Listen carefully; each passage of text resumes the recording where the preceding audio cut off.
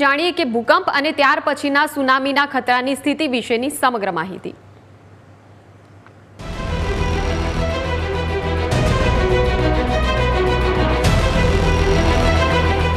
આ સમગ્ર જે ભૂકંપનો આંચકો આવ્યો છે, નજીકથી સમજીએ, સમગ્ર ગતિવિધિઓને સમજવાની કોશિશ કરીએ। રશિયામાં કેમચટકા વિસ્તાર આપ નિહાળી રહ્યા છો કે જ્યાં ભૂકંપનો આંચકો અનુભવાયો।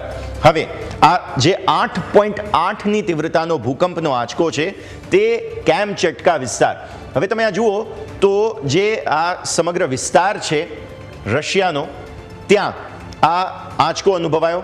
જે પેસિફિક રિંગ ઓફ ફાયર કહેવામાં આવે છે તેનાથી નજીકનો વિસ્તાર છે।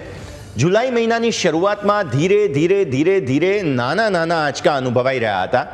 એ તીવ્રતા વધતી ગઈ। જે આ ઓરેન્જ ડોટ્સ તમે જુઓ છો તે પેસિફિક રિંગ ઓફ ફાયર છે અને ત્યાં જ વારંવાર ભૂકંપના ઝટકા આવતા હોય છે।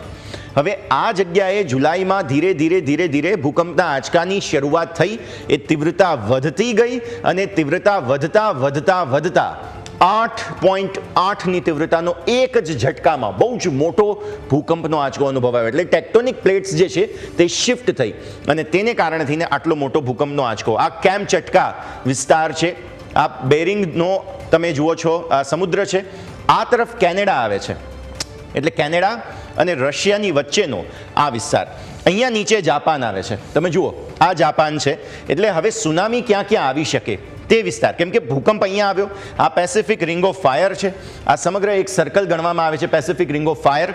હવે થયું શું છે, ભૂકંપ અહીંયા આવ્યો એટલે એને કારણે થઈને સમગ્ર જે રિંગ ઓફ ફાયરનો વિસ્તાર છે એ સમગ્ર રિંગ ઓફ ફાયરના વિસ્તારમાં સુનામીનું એલર્ટ આપવામાં આવ્યું છે।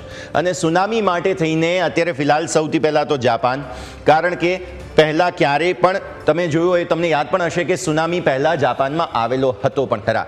એટલે જાપાન માટે સુનામી, આ તરફ અમેરિકા, અહીંયા કેનેડા છે, કેનેડાની નીચે અમેરિકા છે, રાઈટ। તો આવી સ્થિતિમાં અમેરિકાના પણ કેલિફોર્નિયાનો જે સમુદ્ર તટ છે ત્યાં આગળ પણ ભૂકંપ માટે થઈને એલર્ટ આપવામાં આવ્યું છે, કારણ કે જે આ 8.8ની તીવ્રતાને તમે જુઓ છો ને, અહીંયા આગળ કેલિફોર્નિયા આવે છે। એટલે હવે એનિમેશનના માધ્યમથી આપને અમે સમજાવીશું કઈ રીતે ભૂકંપનો આંચકો અનુભવાયો, શું શું વિગતો છે જુઓ। હવે સૌથી પહેલાં આ ટેક્ટોનિક પ્લેટ તમે જુઓ છો, આ ટેક્ટોનિક પ્લેટ છે, આ સમગ્ર વિસ્તાર છે, આ કુરિલ કેમચટકા ટ્રેન્ચ ગણવામાં આવે છે। કુરિલ કેમચટકા ટ્રેન્ચ આને કહેવામાં આવે છે। થોડું ઝૂમ આઉટ કરીશું એટલે વધારે તમને આઈડિયા આવે।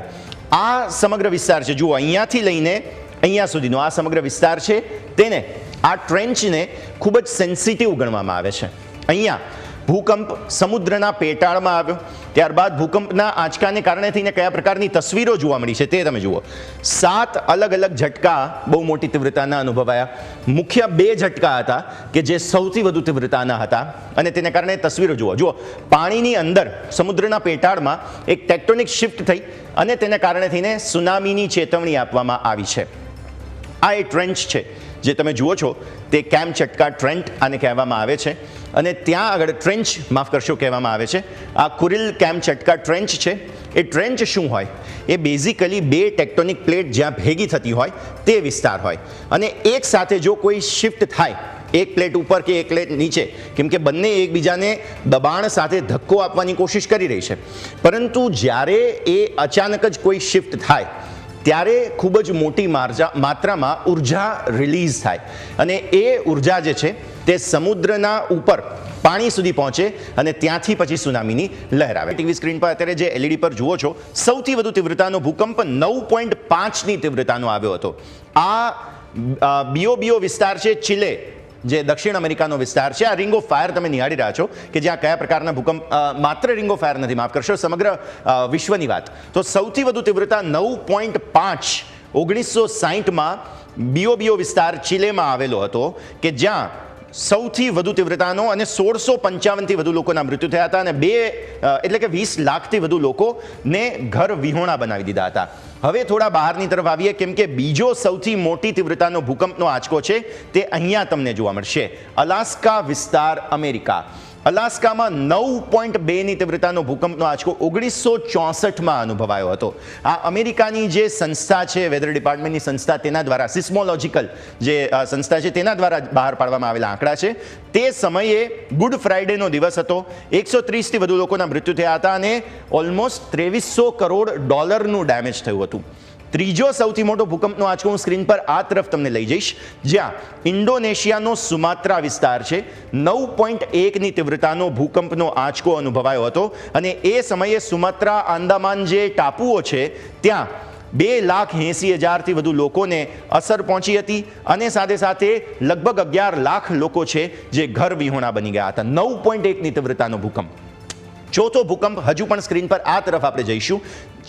9.1ની તીવ્રતાનો ભૂકંપ તોહુકો, જાપાન. 2011 તમને યાદ હશે, સુનામીનો આતંક પણ આવ્યો હતો અને આવી સ્થિતિમાં આ જાપાનનો વિસ્તાર છે કે જ્યાં તમે જુઓ છો ભૂકંપનો આંચકો 1,30,000થી વધુ લોકો મૃત્યુ પામ્યા હતા.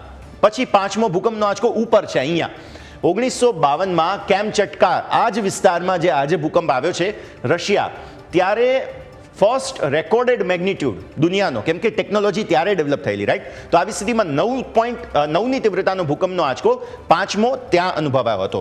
પછી આવો હવે છઠ્ઠો ભૂકંપનો આંચકો ફરી એકવાર અહીં એશિયા અને જે સાઉથ અમેરિકા છે, ચિલે, આ બીઓબીઓમાં ફરી એકવાર. એટલે જુઓ, એક જ સ્થળે ફરી એકવાર ભૂકંપનો આંચકો આવ્યો હતો બીઓબીઓ વિસ્તારમાં. અહીં તમે જુઓ તો 523 લોકોના મૃત્યુ થયા હતા 2010માં, એટલે 2011 પહેલા 2010નો આ ભૂકંપનો આંચકો.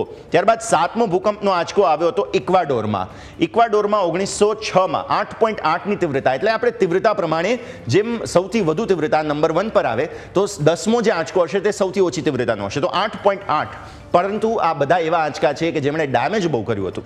અહીં ઇક્વાડોરમાં જે ભૂકંપનો આંચકો આવ્યો 1500થી વધુ લોકોના મૃત્યુ થયા હતા. ત્યારબાદ આઠમો સૌથી મોટો ભૂકંપનો આંચકો અલાસ્કા, અમેરિકા, અહીં તમે નિહાળી રહ્યા છો, જ્યાં સૌથી વધુ જે ભૂકંપનો આંચકો આવ્યો તેના કારણે અલાસ્કા, આમ જોવા જાવ તો ઓછા લોકો રહે છે ત્યાં, એટલે કંઈ બહુ વધારે નુકસાન ના થાય, પરંતુ 35 ફૂટ ઊંચો સુનામીનો તમને અસર આવતી જોવા મળી હતી. એટલે કે સુનામીનો જે વેવ હોય તેની ઊંચાઈ જે છે, સમુદ્રના મોજાની ઊંચાઈ 35 ફૂટ સુધીની હતી. અને આઠમા બાદ નવમો જે ભૂકંપનો આંચકો છે તે આ તરફ ફરી એકવાર આપણે આવીશું. અહીંયા આ અરુણાચલ પ્રદેશ, ભારતનો 8.6ની તીવ્રતા.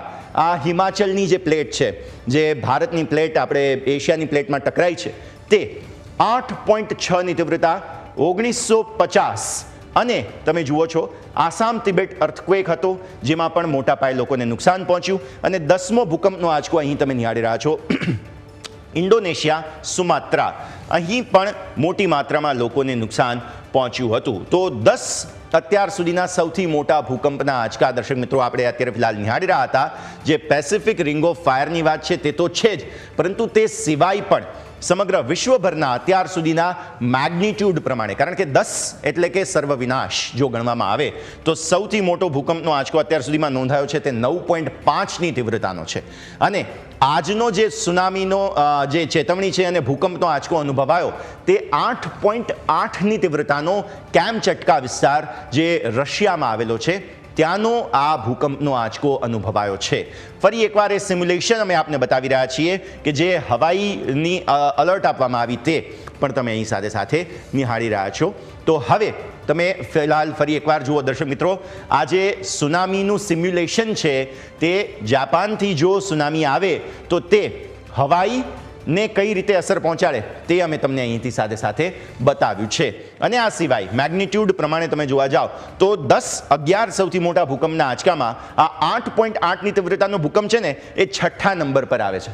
એટલે આ યાદી પણ તમે અહીંયાથી ખાસ નિહાળી લો. આ છઠ્ઠા નંબર પર અત્યારે આજનો જે ભૂકંપ છે તે દુનિયામાં અત્યાર સુધીમાં જેટલા પણ ભૂકંપ આવ્યા તેની તીવ્રતામાં આ છઠ્ઠા નંબરનો ભૂકંપ છે, 8.8ની તીવ્રતાનો, જે જોવા મળ્યો છે.